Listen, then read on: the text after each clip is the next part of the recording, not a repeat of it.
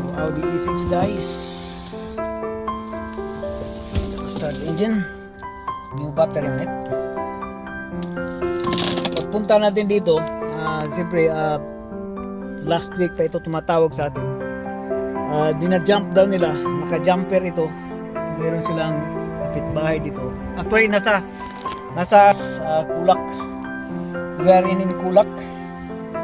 And then actually tumawag ito last week pa. Tumatawag ito sa atin last week pa dahil ayaw mag-start yung engine. So dina-jump nila. Meron akong video na naka-jumper na ito and then ayaw pa rin mag-start. So sabi ko tanggalin yung tawag nito, yung jumper and then ipakita sa akin yung dashboard. So pinakita sa atin walang ilaw yung dashboard. So ang advice ko sa kanila is to buy battery because that's the first thing to do, no? And then after nag-buy sila ng battery and then pinuntahan na natin ngayon and then na-solve na yung problema. Ngunit ang ano pala nito, yung battery is located at the trunk. And the trunk has the electronic push button or remote or electronic lock mechanism, no? So hindi rin magbukas pag walang power sa battery. So na-jump natin yung battery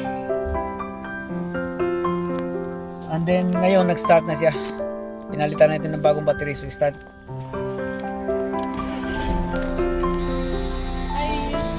Okay, where's the... Huh? At work? And who's in charge here? It's you. So, the battery is changed already. This is bad battery. So, the reason why it wasn't start at the first time, because the battery is flat. Split. Yeah, that's totally bad. Split. Yeah, because there is like some kind of grounded. That is a naked wire that is being grounded. The positive is touching to the negative inside. So like here, I will show you. I will show you here what's the reason why it's not starting. Okay. Because inside here, Yeah. this red wire here Yeah. is touching here. Okay. So that's grounded. So I isolate. I put like syrup. I put plastic here. I put plastic and put some like a duct tape or whatever just to hold the plastic thingy. Okay, so that's the reason why it's like a parasite.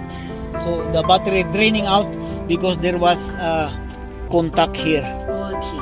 Okay. Okay, so And now then- it's good now. And then this one is not working. That one is bad. Okay. That's bad. Huh? What you mean? You want me to dispose that one? Yes, please. Okay. Okay. So that's good now. Okay. Jump in and then stop the engine and then start again. And the fan belt to put it. Not yet because we need to change the whole thing like Okay, the trees. the kit, the timing belt kit. Okay. You buy the timing belt kit and then that's the time we put it all together.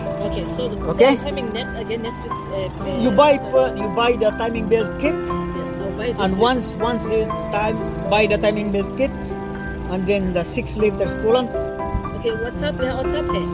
Yeah, I will text you the things that you buy. Okay. Okay, jump in, stop the engine and then start again. Okay.